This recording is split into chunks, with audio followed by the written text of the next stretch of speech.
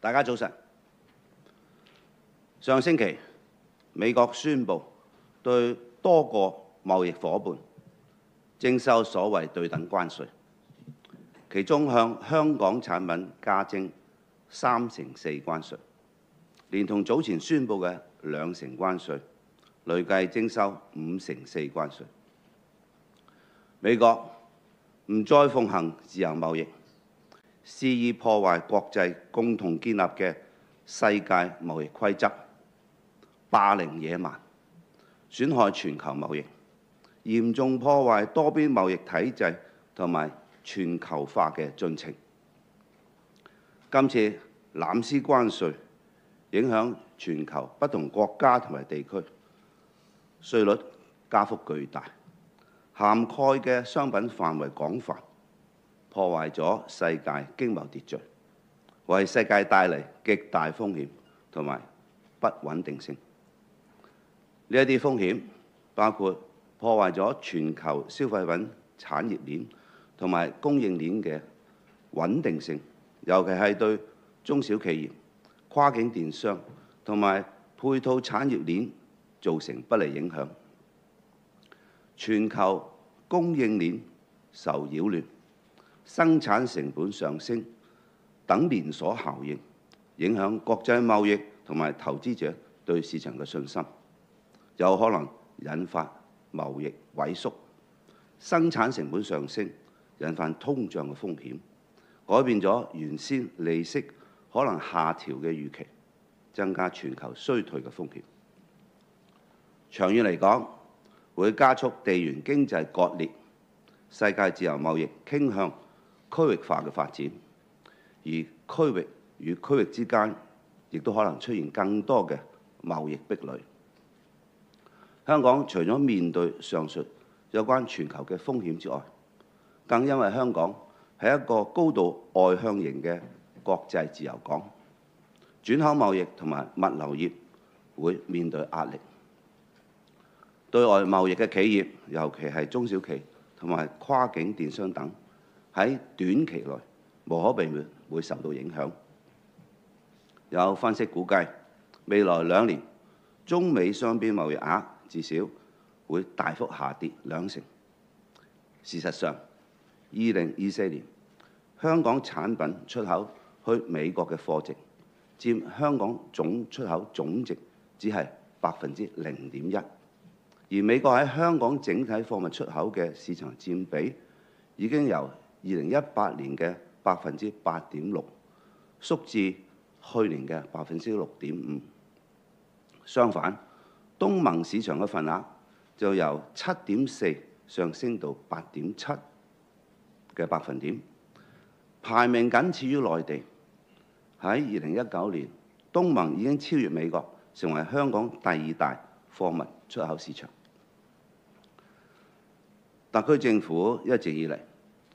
制定政策都係以鞏固優勢、把握機遇、防範同埋化解風險為原則。實踐證明呢方面嘅策略係正確嘅。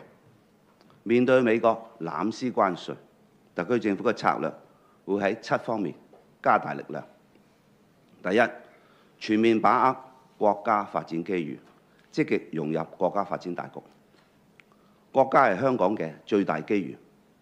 亦都係最大嘅肯定性。國家係全球第2大經濟體同埋第2大商品銷貨市場，擁有14億人口嘅龐大內需市場。香港企業可以近水樓台先得月，因此我哋要進一步加快融入國家發展大局，把握國家嘅龐大市場機遇。以粵港澳大灣區為例，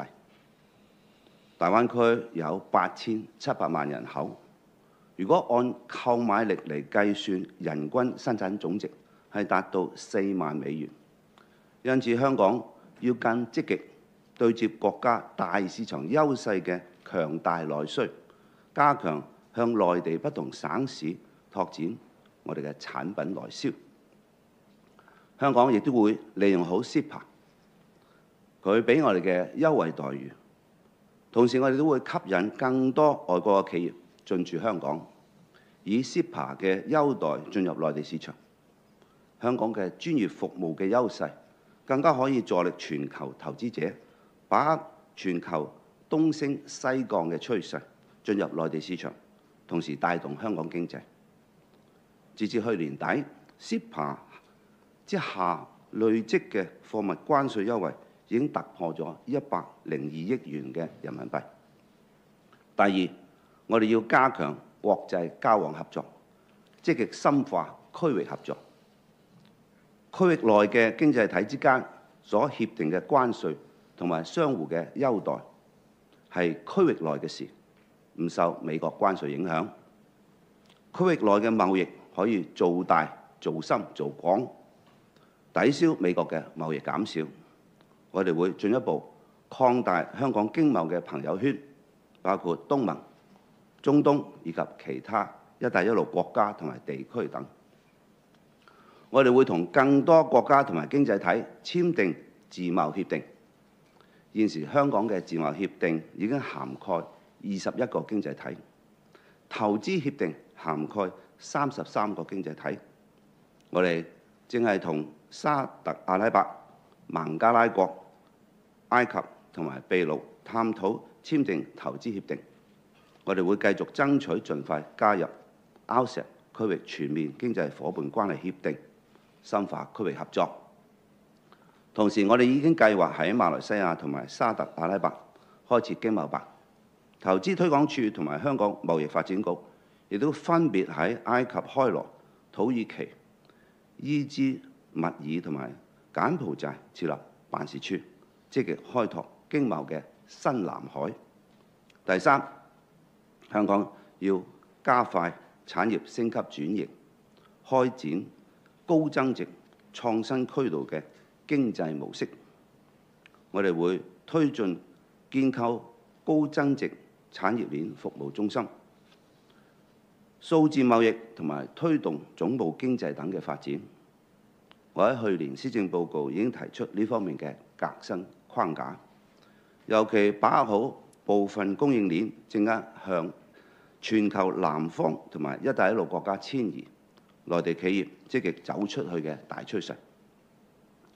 我哋會強化供應鏈服務，加快建構高增值供應鏈服務中心，同埋推動總部經濟發展。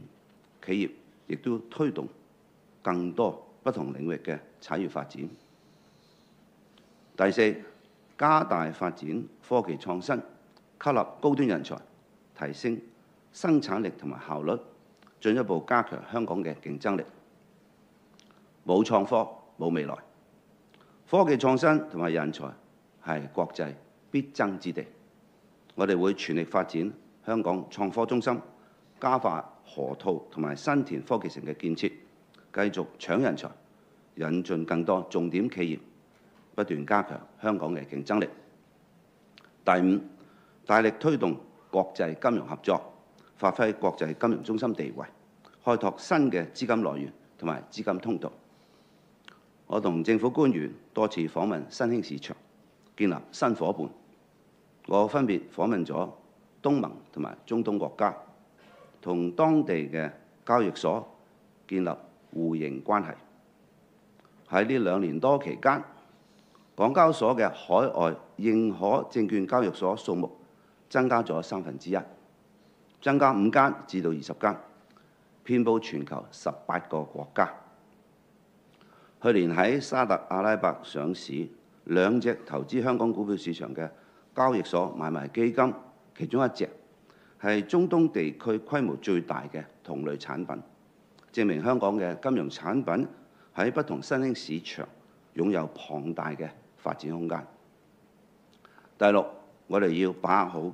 多國需要分散地區風險嘅大趨勢，吸引外國企業同埋資金進駐香港。關稅戰